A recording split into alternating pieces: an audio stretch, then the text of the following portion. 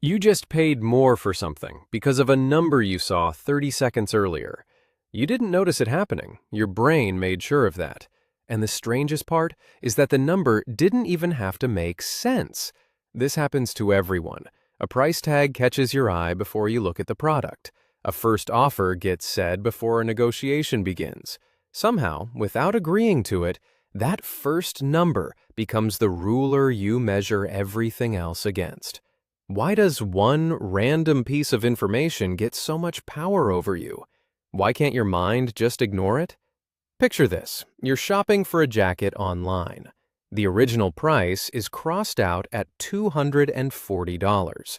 Next to it, in bold, is $99. You feel a jolt of excitement. What a deal! You add it to your cart. But is $99 actually a good price? You never checked. You never compared it to similar jackets. You didn't need to because your brain already did the math, using the wrong equation. The $240 number was never really about the jacket. It was a hook, and you bit down without tasting the bait. This is anchoring bias, one of the quietest forces shaping how you spend money and make choices you believe are entirely your own. Anchoring happens when your brain locks on to the first piece of information it receives and uses that number as a reference point for everything after, even when it's random or designed to manipulate you. Your brain hates deciding from a blank page. Pure judgment takes effort, so it grabs a shortcut. Psychologists call this a heuristic, a mental rule of thumb used to solve a problem quickly. Once that first number lands, everything afterward gets pulled toward it, like a tide pulling toward the moon. Daniel Kahneman and Amos Tversky proved this decades ago. They had people spin a rigged wheel, landing on either a low or high number. Then they asked an unrelated question. What percentage of United Nations countries are African nations? People who spun high guessed higher. People who spun low guessed lower. A spin of a wheel, with zero connection to geography, quietly steered their answers. Dan Ariely later showed anchoring distorts what you're willing to pay. He asked people to write the last two digits of their social security number, then bid on wine and chocolate. Higher two-digit numbers meant higher bids, even though a social security number has nothing to do with a bottle of wine. And Nicholas Epley found that your mind doesn't ignore an anchor and start over. It adjusts away from it in small steps, usually stopping too early. The anchor holds on like a rope that only lets you walk so far before it goes tight. None of this requires you to be careless.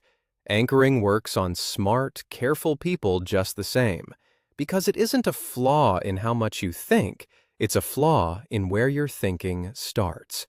Here's where it gets stranger. In salary negotiations, whoever names a number first quietly sets the center of the whole discussion. Open low, and the outcome drifts low. Open high and confident, and it drifts high, even though the candidate's actual skill never changed. Studies on legal sentencing have found similar patterns. When a specific number of years gets suggested, judges and juries tend to land closer to it, even when that number was picked somewhat arbitrarily. It even shows up on a restaurant menu. That one absurdly expensive dish near the top rarely exists by accident. Once your eyes land on it, everything else looks reasonable by comparison, even the still expensive items. You order the second priciest dish and feel like you made a smart, moderate choice. The menu decided that feeling before you picked up a fork. The anchor doesn't need to be accurate or relevant. It just needs to arrive first. Your brain isn't asking if the number is a fair starting point. It's simply building from whatever number came before. You can't turn anchoring off completely, but you can catch it.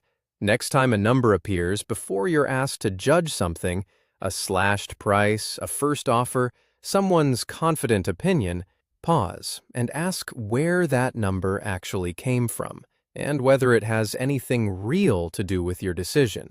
You started this video thinking you paid more for something because of a number you saw 30 seconds earlier. Now you know that number was never really about the product. It was a hook your mind grabbed without permission. The next time a price tag or an offer lands in front